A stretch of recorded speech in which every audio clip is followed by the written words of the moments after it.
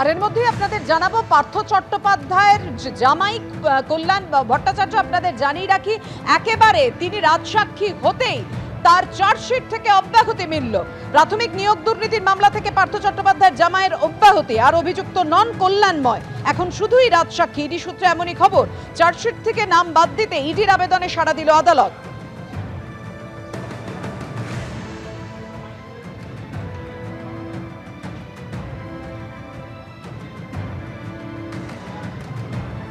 পার্থ চট্টোপাধ্যায়ের বিরুদ্ধে রাজসাক্ষী হতেই চার্জশিট থেকে অব্যাহতি মিলল পার্থ চট্টোপাধ্যায়ের জামাই কল্যাণময় ভট্টাচার্যের।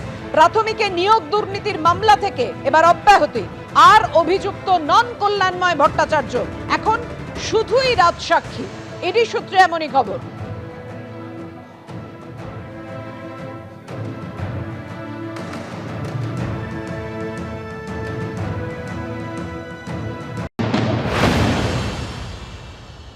সে তো এখন সাক্ষী হলো, সে প্রসিকিউশনের পক্ষে যদি সাক্ষী হয় তবে তো সে অভিযুক্ত হতে পারে না আইনত।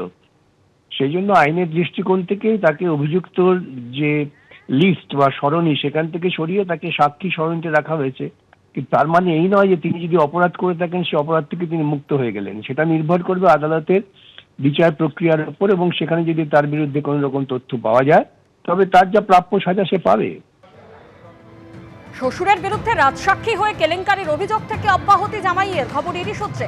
প্রাথমিকে নিয়োগ দুর্নীতি কাণ্ডে ইডির করা মামলায় আর অভিযুক্ত নন পার্থ চট্টোপাধ্যায়ের জামাই কল্যাণময় ভট্টাচার্য।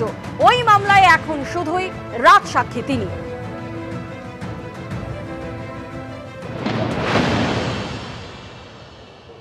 আমি বলবো যে রাজসাক্ষী হন, তাহলে ছাড়া পেয়ে যাবেন, আর আসল চোরের নামটা বলে দেবেন, বড় চোরটা বেঁচে গেল।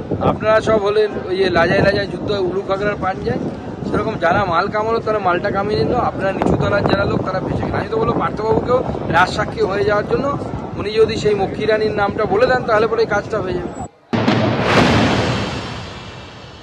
প্রায় 1000-এর বেশি কেস ইডি করেছে গত 4-5-6 বছরে, তার মধ্যে নাকি 2টোতে মাত্র অভিযুক্তর বিরুদ্ধে ব্যবস্থা নিতে পেরেছে, আর বাদবাকি সবই নাকি হচ্ছে নাটক এবং শূন্য গর্ভা। কোর্টে গিয়ে সেগুলো প্রমাণ করে অভিযুক্তকে শাস্তি বিধান না করতে পারলে এইসব গল্প কথার কি কোনো মূল্য আছে? প্রাথমিকের নিয়োগ দুর্নীতি মামলায় পার্থ চট্টোপাধ্যায় তিনি জামিনের আবেদন করেছেন, কেননা গতকাল রাত থেকেই তিনি অসুস্থ রয়েছেন। সে কারণে তার আইনজীবী সিবিআইয়ের মামলায় জামিনের আবেদন করেছেন সিবিআইয়ের বিশেষ আদালতে। ফের অসুস্থ পার্থ চট্টোপাধ্যায় গতকাল রাত থেকে অক্সিজেন সাপোর্টে রয়েছেন, এমনটাই জানিয়েছেন তার আইনজীবী। সিবিআইয়ের বিশেষ আদালতে তাই জামিনের আবেদন পার্থ চট্টোপাধ্যায়ের আইনজীবী।